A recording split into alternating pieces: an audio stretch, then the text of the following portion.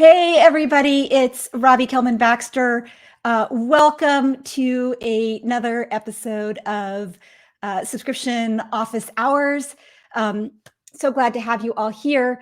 Today's session features Paul Chambers, the CEO of the Subscription Trade Association, or SUBTA, as it's more commonly known. Super excited to have him here. For over 20 years, Paul has built, scaled, and sold subscription-focused businesses. Today, he runs the largest conference and trade association focused on consumer subscriptions. From launching a SaaS company at South by Southwest to building one of the biggest brands in the subscription box economy, Paul really has a handle on every aspect of the subscription-focused business and what makes them succeed or fail. His subscription box was acquired in 2020, and since then, he's been able to devote most, if not all, of his time to growing the SUBTA team and the SubSummit events to provide valuable resources, networking opportunities, and live experiences for the subscription community. I've been a part of a lot of these events, and they are top-notch, so I encourage you to attend if you're not already planning to. Today, we're talking about trends in the subscription space, what to expect at this year's SubSummit, which happens at the end of the month, May 31st to June 2nd in Dallas, Texas. I will be there. Let me know in the chat if you're planning to be there. And we're also going to be talking about insights hot off the presses from the subscription commerce industry outlook. Please say hi in the chat. Let us know where you're from. Feel free to comment. This is going to be available later. It's going to be available later and live. It's going to, I'm sorry, I just turned it on by accident.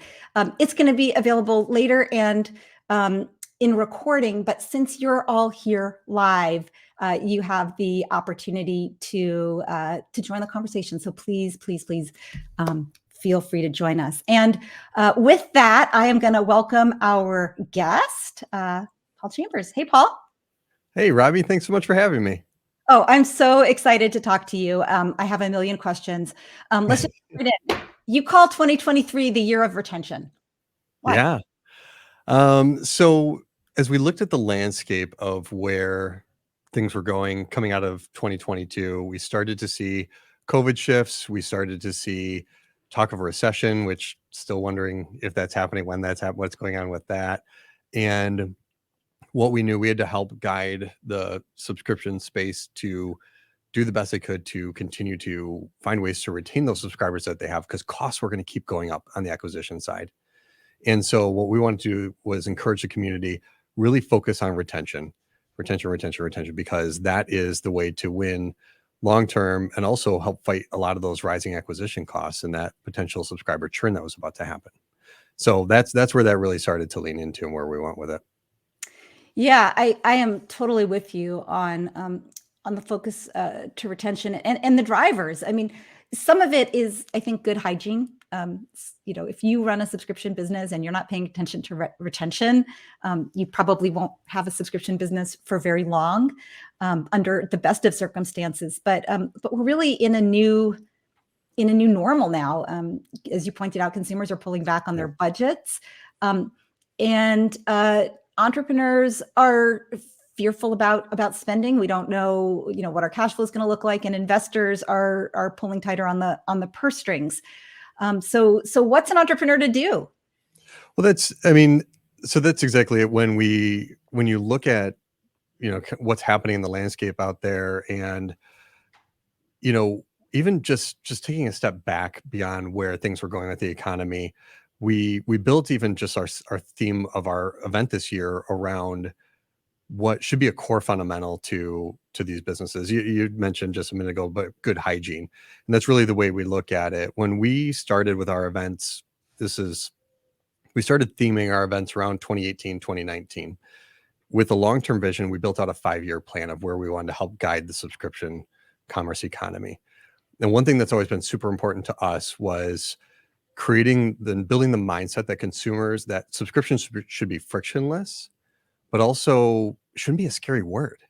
I think a lot of times people see the word subscription and maybe a consumer might have some fear behind it, But I was just what going to we ask you, who's afraid, the business or the consumer? It's the consumer. Yeah, when the they see consumer, that. and there's it's interesting because I've had a lot of chats recently with different entrepreneurs in different spaces of subscription, and one that really rang a bell with me. I put some content out about it recently. Was with Ronak Shah, the CEO of Obvi. It's a supplement subscription, and I noticed on his website they don't talk about subscribe and save. They use the term auto ship. So I started to ask him about that. And actually, that was keyed off from the Chewy CEO I saw gave a talk at Shop Talk, and he used the word. He said we have a quasi subscription program called Auto Ship, which remarkably he said accounts for 70% of their revenue. Which that number shocked me, but I guess it shouldn't in some ways too. We're a Chewy subscriber in our household, but what was interesting is both he and the CEO of Obvi had said, the word subscribe is a little bit scary to the consumer. So they started playing with the terminology there. And that's something that we want to encourage as as an industry. How do we get away from that? And the way you can start to move away from that is, like you had said, kind of having those best practices and that good hygiene around the business of focusing on engaging the consumers, engage with your consumers, and find ways to enrich those experiences, which leads right into the theme of the conference. But that's so meaningful to us and where we want to go see the industry go. And that's how you can start to help reduce those acquisition costs as well. Because the better you do for your existing subscribers, the more likely they are to refer you, the more likely they are to continue to help you build your brand, and you don't have to pay as much in those acquisition costs. Yeah, exactly. I mean, so much there to unpack. I mean, subscriptions Yeah. are like the golden goose, right? Laying the eggs, and you got to take good care of the goose. You can't cut it open. You've got to commit for the long term. And the thing that's so interesting, you talk about, subscription being a bad word or being a word that consumers are afraid of, and companies shying away from it. I spoke a few years ago at the Direct Marketing Association, which is the association for the continuity programs, the as seen on TV kind of businesses, longstanding association. And one of the things there is they're like, we don't want to call it continuity. We're calling it subscription programs. Like they were moving away from their word. And it's the same issue, which is, people had been burned by continuity program. When I was a kid, you could get 16 CDs for 1 cent. Oh, the good old Columbia House days. Yeah. But you couldn't get out. Right. Right. You're like, how do I parents would be like, thing? They're like, what's going on? Like, we're getting these, CDs you don't even like, and they're $105 a piece or whatever. They weren't really $105, but they were so You're expensive. Probably pretty close though. It was something, it was a scary number. Yeah. And you talk about the world of supplements. I've heard, folks from the FTC, Leslie Fair, talk about, we're not trying to trick people or catch people with the wrong font or, the wrong font size or the wrong color. We're trying to find bad actors who are giving subscriptions a bad name and putting consumers at risk. Yeah. So, I mean, that is really the backdrop that we're operating against as, subscription professionals. And, the language is important, and I respect Obvi and Chewy for using different words that resonate better with consumers. But I think, like you, I would love to see subscriptions be seen as a good thing, and people to have confidence that they can get in and get out with the same level of ease. Which brings me to a question that I've really been struggling with. Should you hide the cancel button to get a few extra months of subscription? I can't stand hiding the canceling button. That drives me. Listen, so. But does it hurt? But does it hurt your bottom line? But why should you have to hide the cancel button? If a consumer doesn't want to be part of the subscription, then this is. So I had a conversation with a fairly large fitness brand before COVID, pre-COVID conversation. And what they shared with me was, in certain states, they were regulated to, your gym membership. You sign up for some of these gyms, you're locked in for 12 months. In certain states, New York and California in particular, they were regulated to not allow that to happen. So they were forced to allow people to cancel at any given time.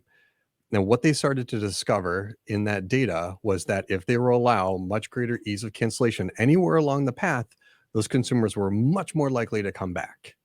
Really? So significantly higher. And so now you'll see that's changed in a lot of the messaging out there with some of these fitness facilities, and where they'll allow people to come and go as they please. And this is like, to me, I think you should create a frictionless experience. That's, I'm going to come back to what I was sharing earlier about that.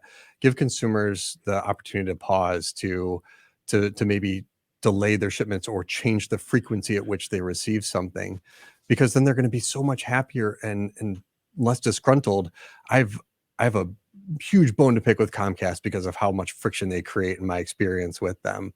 But if they can improve that, then I'm going to be happier and tell all my friends to go out to Comcast and all the different places. So I coming back to your original question, hiding the cancellation button irks me. What I'm okay with is when, if I go to cancel and you show me the different options that are available. I appreciate that. And I know, what you're trying to do there. And I'll admit, like, we were some of the breakers of these rules when we were running the gentleman's box. And this was a controversial conversation internally between myself and my co-founders, where we did a call to cancel system.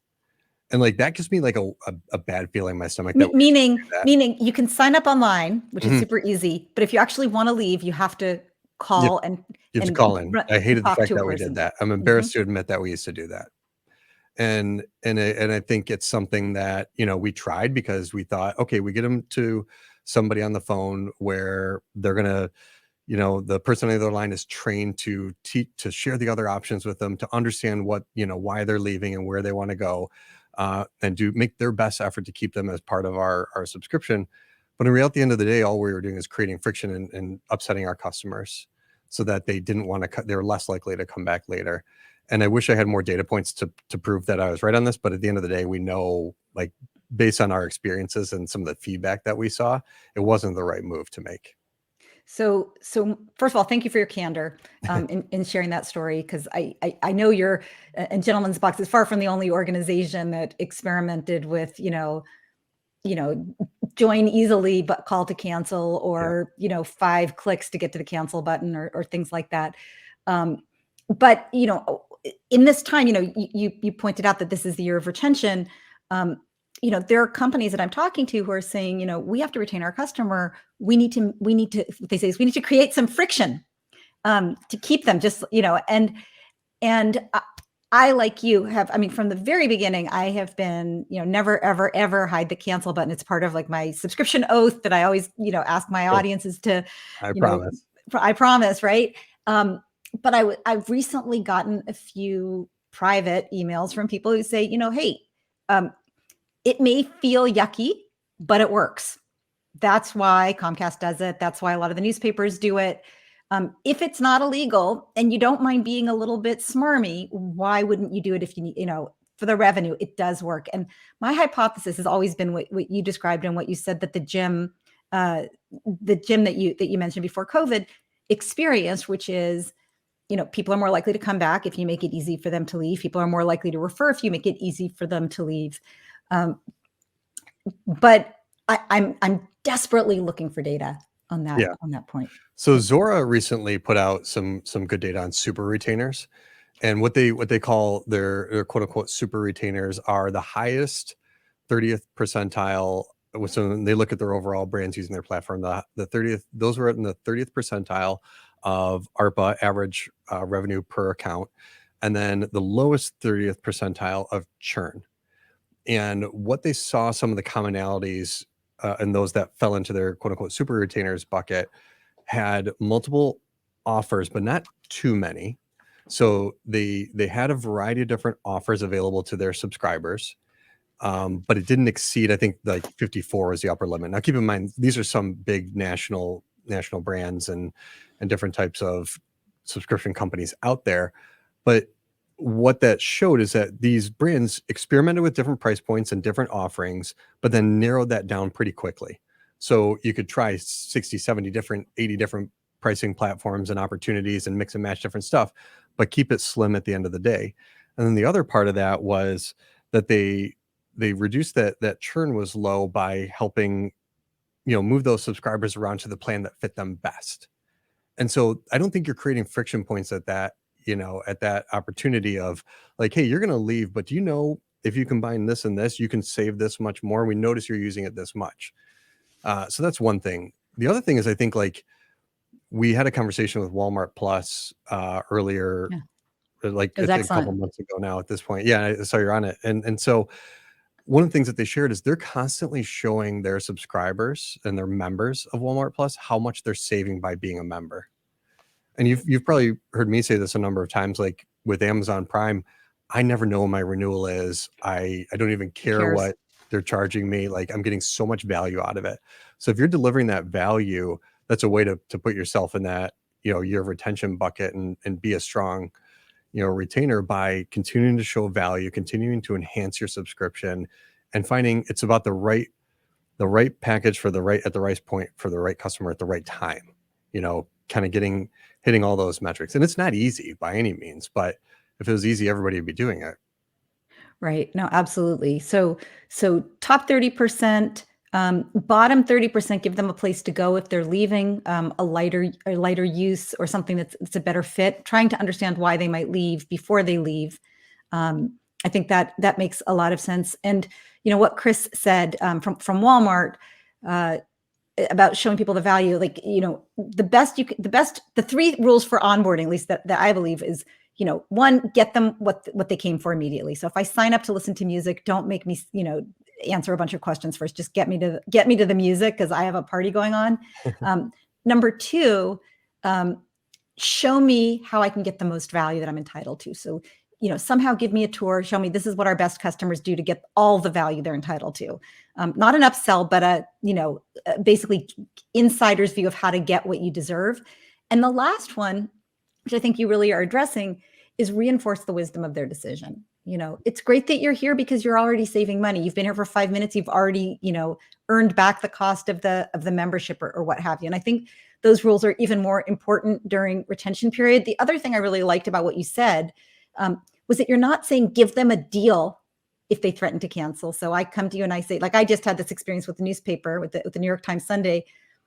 They raised the price. I was angry. I called. I said, this is way too expensive. And they're like, oh, are you saying you don't want to pay more? And I said, no, I don't want to pay more. Actually, I couldn't believe they're asking that. They said, great. Would you like to pay less? Because we have an offer for that. If you want to stay with us. Anyway, I ended up, long story short, I got a lower price. So I didn't have to pay the increase that I got on a letter saying, hey, we're going to raise the price by 20% or whatever it was. And I ended up paying less than what I had been paying. And then they said, you'll have that better price for 6 months, and then we'll put you back to your old price. Yeah. So, what they're teaching me is to complain, right? To threaten. And then I get a better deal, as opposed to if I'd said, hey, it's too expensive. And they said, hey, if you only have digital, which is one of our offerings, it's a lot cheaper if money's tight right now, which is just moving me into a lighter tier, not creating a discount just for a person who threatens. Yeah. And there's other ways through that too. Like you just illustrated is you're building habits of every time something goes up in price, you're thinking to call to cancel. And I think if you educate the consumer up front and the value they're receiving, they're less likely to call when that price goes up. The other two other ways through that. One, I've talked about this in one of our podcasts recently. Bark had emailed my wife, who manages our Bark subscription in our household, and said, as long as you're a subscriber, we're never going to increase your price. Interestingly enough, like I finally got to the point recently where I'm like, man, we have way too many dog toys laying around the house. It's probably time to. You have Bark and Chewy. Yeah, right. Chewie's the food, and then Bark are the toys. But so I'm like, okay, we have a lot of toys, but man, it kept me on for 2 extra months because I wanted to lock in that price. But the thing that they did do was in that, statement of like, hey, thanks for sticking around. Check out our other 2 subscriptions, our food subscription, our vet subscription. So showing additional value in what they're doing, and maybe they can build up to that point, like with Walmart Plus, where they're layering in those additional pieces. But I think if you communicate with the customer of the opportunities and the reasons for where you're going, then you're building that relationship, you're strengthening that relationship with them. Yeah. No, I love that. If you're just joining us, I'm Robbie Kellman Baxter, and I'm with Paul Chambers, the CEO of the Subscription Trade Association, SUBTA. We're talking about the year of retention, which happens to be the theme of this year's SubSummit happening in Dallas at the end of the month. Both Paul and I will be there. I want to say hey to to Princess Castleberry, who's speaking at the SubSummit. Welcome, and Stuart Allen, who's also going to be there, and Carolyn Menching. Thank you all for saying where you're from and saying hello to us. We love to see who's there. We love to see the thumbs ups and the all the emojis if you're enjoying what you're hearing. So please continue. I see a question from Troy Perso asking, is it possible to apply a subscription model to custom software development? Yeah, I think there's opportunities in that, of putting retainers together that will help. You can look at a fixed number of hours on that. So it's like a pay-per-use sort of model with, some fixed hours into that. I've looked at stuff where you license out a base code of the software. So you have a licensing model that is a retainer is, hey, we're going to give you this code, this base code of the software. It's going to speed up our development. You're going to be licensing that on a monthly basis and then pay for hours of development on top of that.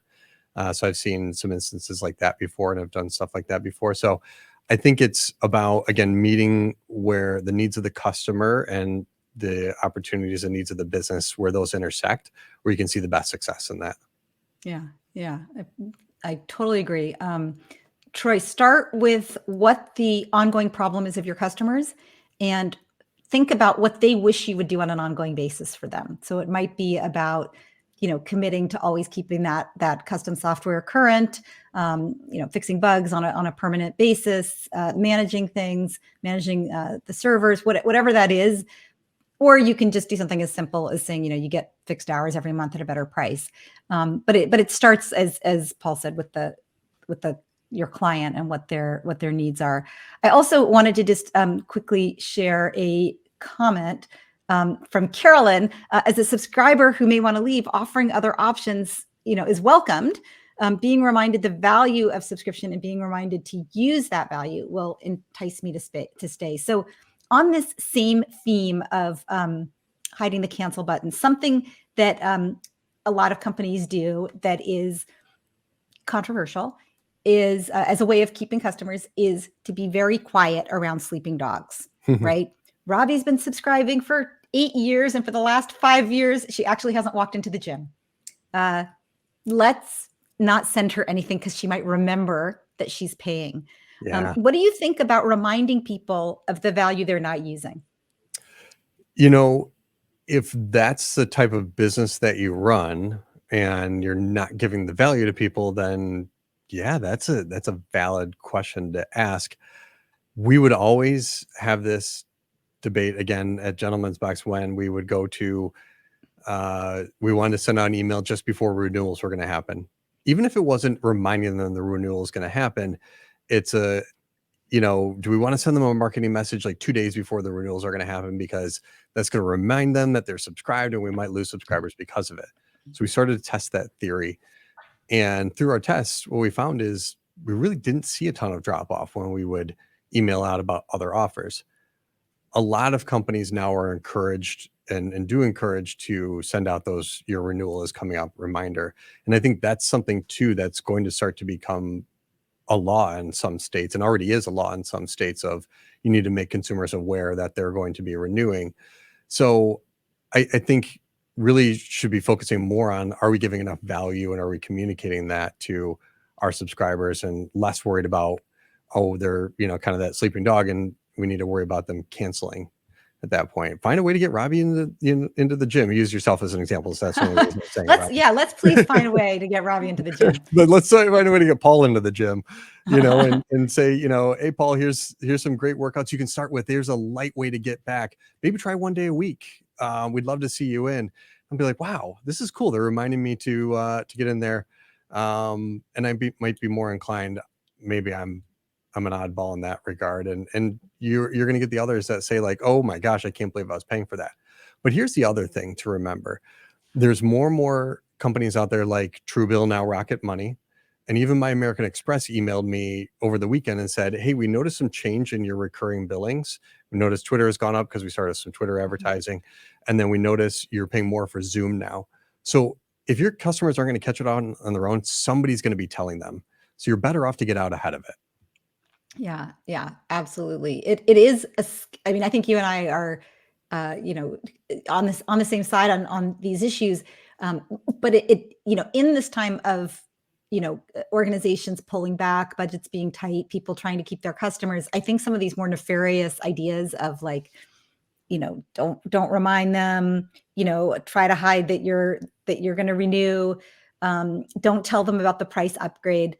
Um, those things can be tempting, and I think you and I have seen um, evidence that those tactics, doing the right thing, doesn't usually lead to bad results, Right. and in fact has a long-term effect on building the brand. And I think I've noticed that closely held um, businesses that are not public companies have an easier time doing some of these things because they're less beholden to shareholders to hit quarterly numbers, and they can afford to Right. invest in that kind of that long-term Yeah. trust. Yeah. And it depends on the industry too, where you're seeing, how much competition is in the space and, what else is drawing on the consumers. In a report and a lot of other data out there suggests that, we're hitting the upper limit on how many subscriptions consumers will have in their lives.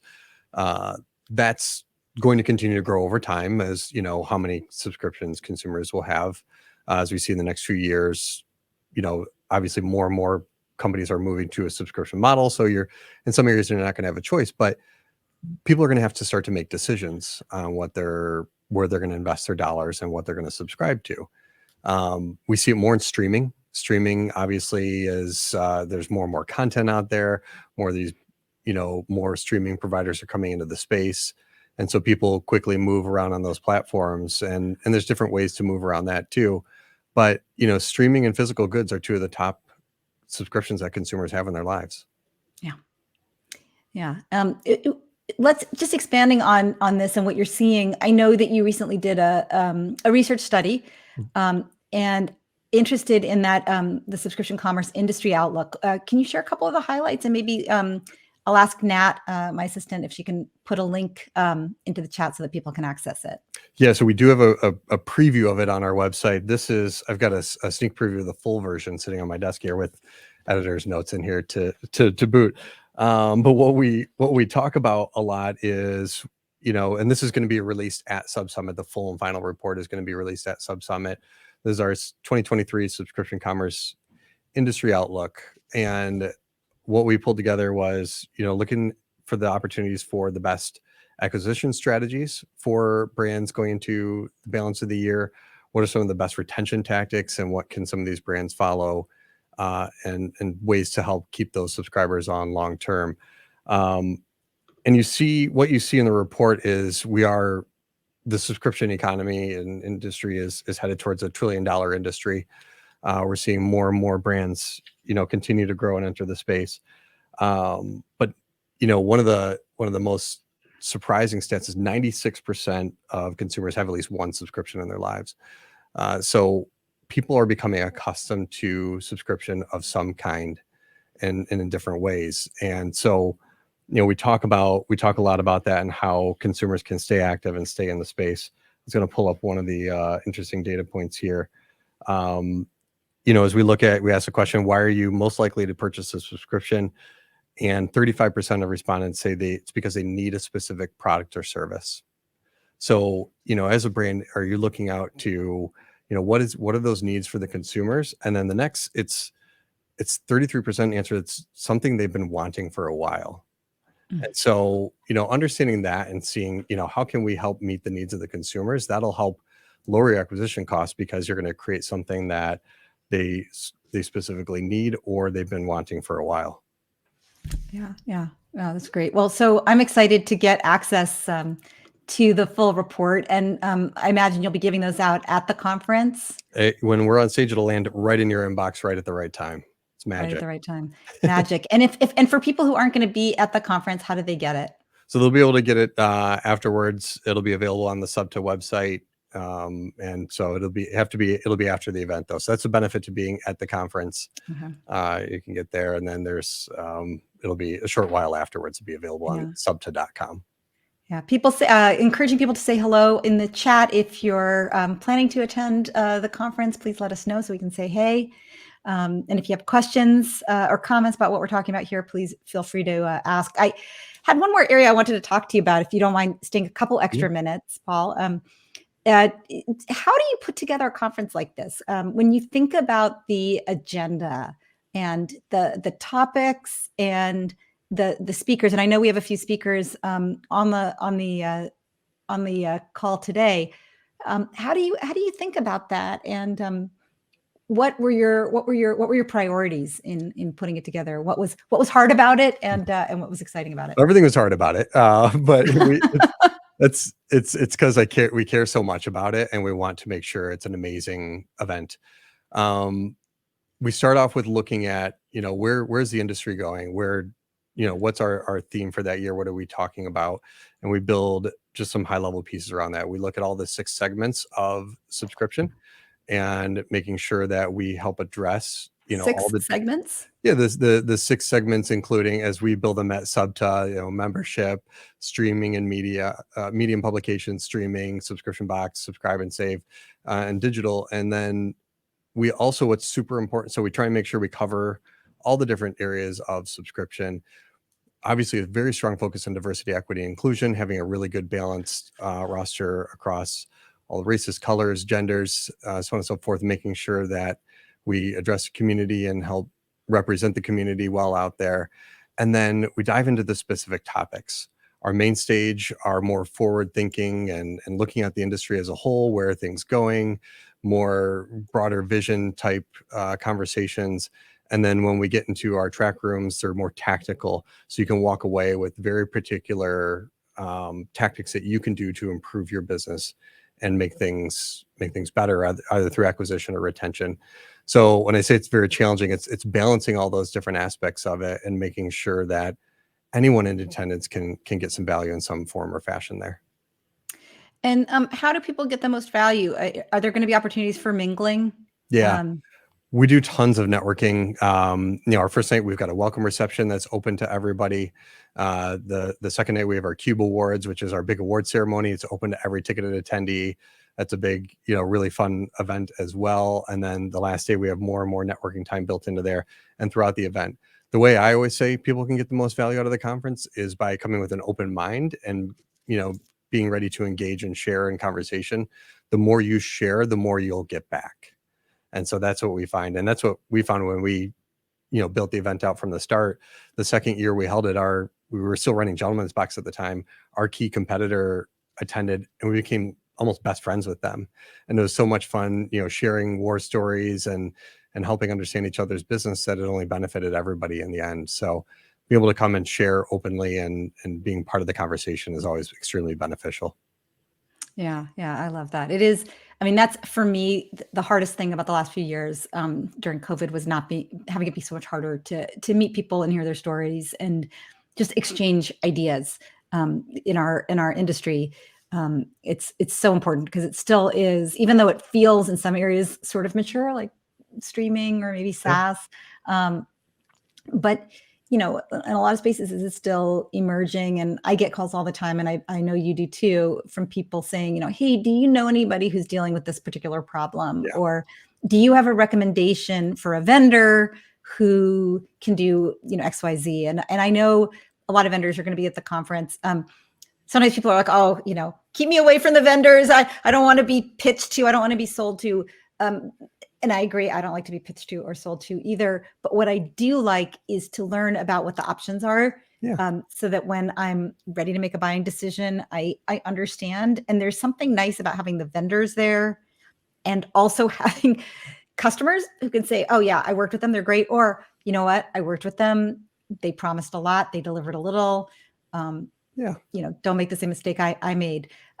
What are they thinking about as they come into this conference, knowing that a lot of the entrepreneurs and business owners are, pulling back, thinking about retention, less about growth?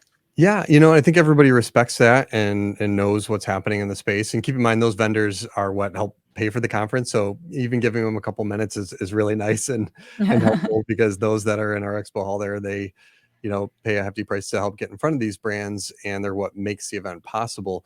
But at the same time, I always try and, have fun and be respectful of everybody, throughout those types of experiences, as much as it's like, hey, they're just doing their job and they're trying to generate leads. And you never know though who you'll meet where. And I always try and, be upfront, hey, I'm not a good fit for what you're looking for, but I wish you luck with what you're doing here. I think it's going to be awesome.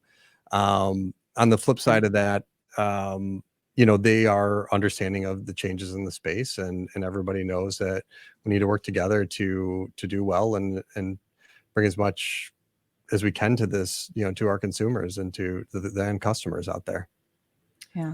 And I remember too, Robbie, that first year you came and spoke, I think the night before at the reception, you're talking so much to so many great people, you lost your voice before you went on. I think it was a loud room though, in fairness. It was like a super loud room, so everybody was shouting over everybody else. I know. I had a pretty raspy voice giving my talk the next day. It was as a speaker, that's like your total nightmare, but it was a really fun put some fun together. Fun dinner and a fun party the night before. So thank you for remembering that. But you were great about it. That's what I loved. You came in, you're like, I lost my voice, but I'm gonna get out there, and you did an amazing job, and that's why we love having you, Robbie, because I think you deliver so much value to the event and to everybody that's there and engaging in those conversations. So I don't want to encourage too many people to come and talk to you because you'll lose your voice again. But if you do, we always figure it out. We always find a way. Yeah, no, absolutely. Thank you so much, Paul, for joining us today, taking a little time away from the last minute preparations for the conference and the final edits for the Subscription Commerce Industry Outlook report. I hope to see a lot of you live in Dallas at the end of the month. If you're going to be there, please send me a note and let me know what you're looking forward to. Thanks so much, and thanks for tuning into Office Hours. Likewise. Thanks, Robbie.